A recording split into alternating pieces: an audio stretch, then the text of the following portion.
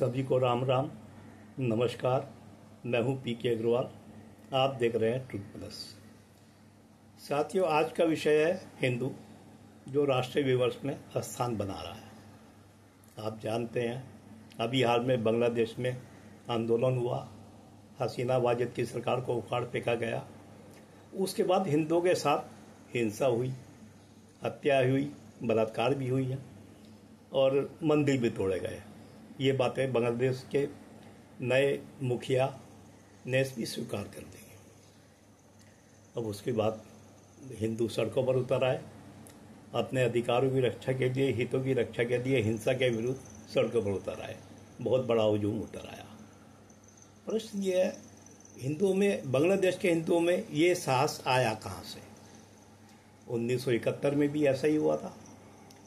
पाकिस्तान की radical army ने बांग्लादेश के हिंदुओं पर अत्याचार किए थे।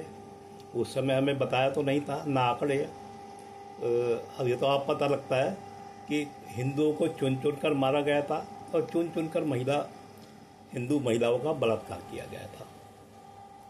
आज़ादी के समय 1947 में बांग्लादेश की आबादी लगभग 4 करोड़ से कुछ ज़्यादा थी। हिंदू 33%, यानी लगभग 1 करोड़ 40 लाख रहे होंगे। आज भी हिंदू आबादी लगभग यही है या इससे कुछ कम है। वो बीच में कहाँ गई? बांग्लादेश की आबादी बढ़कर 4 गुनी हो गई है, 16-17 करोड़। हिंदू कहाँ गए? कोई अधिकृत रिकॉर्ड नहीं मिलेगा। दूसरी तरफ आता है पाकिस्तान की तरफ। 1947 में वर्तमान पाकिस्तान की आबादी लगभग 3.5 करोड़ थी। उसमें 20% हिंदू कहे जाते हैं। वैसे तो बात अल्पसंख्यकों की है, लेकिन मैं मुख्यतः हिंदुओं की बात इसलिए कर रहा हूँ कि इन अल्पसंख्यकों में सबसे बड़ा समूह हिंदू है। तो 20% का मतलब लगभग 80 लाख हिंदू। अब 80 लाख हिंदू, आज तो पाकिस्तान में इससे बहुत कम हिंदू है, जबकि पाकिस्तान की आबादी बढ़ के 3 करोड़ कुछ थी, यानी 60-70 लाख हिंदू। तो आज तो पाकिस्तान की आबादी 6 गुनी से ज़्यादा बढ़ चुकी है। हिंदू कम हो गया। हिंदू कहाँ गया? कुछ नहीं पता। आपको पता है 1950 में नेहरू लियाकत के बीच एक समझौता हुआ था, पाकिस्तान के अल्पसंख्यकों के हितों की रक्षा के लिए, मान लें आप उसे। आपने किसी भारत की सरकार को देखा जिसने पाकिस्तान को 1950 के नेहरू लियाकत समझौते की याद दिलाई हो? पाकिस्तान को समझौते का पालन न होने पर कटघरे में खड़ा किया हो? यदि ऐसा किया जाता तो क्या पाकिस्तान के हिंदुओं की हालत खराब होती? जैसा आज बांग्लादेश वाले प्रदर्शन कर रहे हैं, अपने अधिकारों के लिए लड़ रहे हैं, क्या वो न लड़ते? साथियों, मुझे याद है जब सोशल मीडिया नहीं था, पुरानी बात कर रहा हूँ, जब भारतीयों के साथ दुनिया में कहीं भी कुछ अत्याचार होता था, अपराध दुनिया में होते हैं, मेरा उद्देश्य किसी देश को टारगेट करना नहीं है, तो हम देखते थे भारत सरकार ने भारतीय की हत्या पर चिंता व्यक्त की, सरकार से सवाल पूछा। अब ठीक है, भारतीय के हिस्से की, भारतीय के नाम से ठीक है। अब वो भारतीय कौन है कभी नहीं पता लगता था, नाम कभी नहीं आता था। हिंदू है, सिख है, को दक्षिण का है, उत्तर का है, कहाँ का है, कुछ नहीं पता लगता था। तो ये सोशल मीडिया था नहीं। हिंदू के नाम से भारत सरकारें कभी खड़ी नहीं हुई कि हिंदू के साथ क्या हो रहा है। अब सोशल मीडिया आ चुका है। अब कहीं भी भारतीय के साथ अपराध होता है तो नाम, पता, उसका निवास ठिकाना सब पता लग जाता है। हमें पता लग जाता है वो उत्तर भारत का है, दक्षिण भारत का है, हिंदू है, सिख है, सब पता लग जाता है। अब थोड़ी बात करते हैं सरकारों की। अब भारत की सेक्युलर सरकारें, अब मैं उन सरकारों की बात नहीं करूँगा, सेक्युलर सरकारों में जिनके नेता हिंदुओं को आतंकवादी, भगवा आतंकवाद या हिंदू हिंसा क्या कहते रहते हैं, जो हिंदू आराध्यों का अपमान करते रहते हैं, हिंदुओं को समाप्त करने की, सनातन को समाप्त करने की वो बात करते रहते हैं, उनकी बात नहीं करूँगा। मैं उन सेक्युलर की बात करूँगा जो कम से दिखावे के लिए निष्पक्ष होने का प्रयास करते हैं। क्या किसी सरकार ने कभी हिंदुओं के लिए चिंता की? पहले विदेश में अपराध होने पर क्या कहानी थी? भारतीय के साथ दुर्व्यवहार या इस तरह का भारतीय के साथ मोदी जी ने आके विमर्श बदला। जैसे 2014 में सत्ता में आने के बाद वो सीए कानून लाए, जिसमें उन्होंने कहा पाकिस्तान के अल्पसंख्यकों को, धार्मिक अल्पसंख्यकों को धार्मिक आधार पर भेदभाव के शिकार को भारत में शरण मिले। जो आ चुके हैं, ये आने वालों के लिए नहीं, जो आ चुके हैं उन्हें नागरिकता दी जाएगी।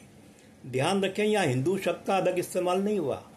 यहाँ पे एक अल्पसंख्यक, पड़ोसी देशों के अल्पसंख्यक, जिसमें हिंदू, जैन, बौद्ध, सिख और पारसी और ईसाई आते थे। लेकिन बांग्लादेश तक आते आते मामला बदल गया।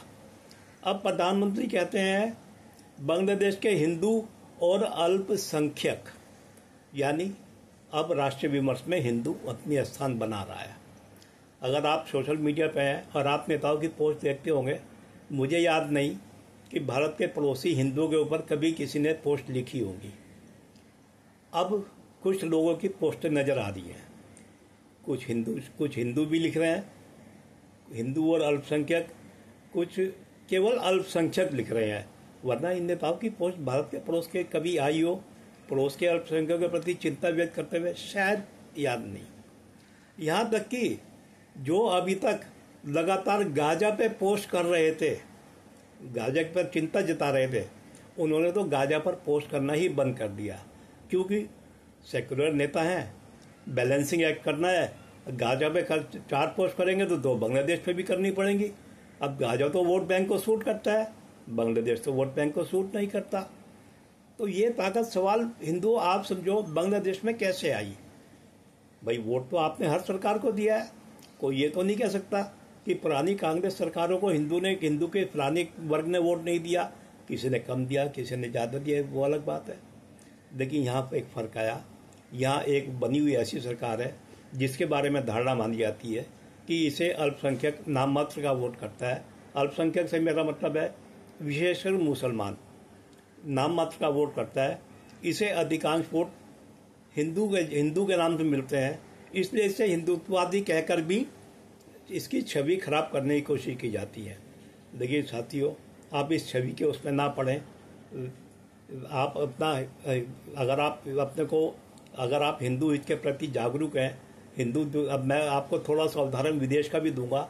दुनिया में बहुत संगठन है, मानव अधिकार संगठन है, आपने उसे कभी हिंदू की चिंता करते नहीं देखा होगा। शरणार्थी संगठन है, उसे कभी हिंदू की चिंता करते हुए नहीं देखा होगा। ये इन लोगों ने भारत की सरकारों पर आरोप तो लगाए होंगे, कभी हिंदू की चिंता नहीं की। ऐसे ही एक अमेरिका में है USCIRF, United state council for international religious freedom. ये संस्था 1998 में भारत के परमाणु शक्ति संपन्न राष्ट्र बनने के बाद बनाई गई थी। और समझ लीजिए इसका एकमात्र उद्देश्य भारत के हितों के खिलाफ काम करना था।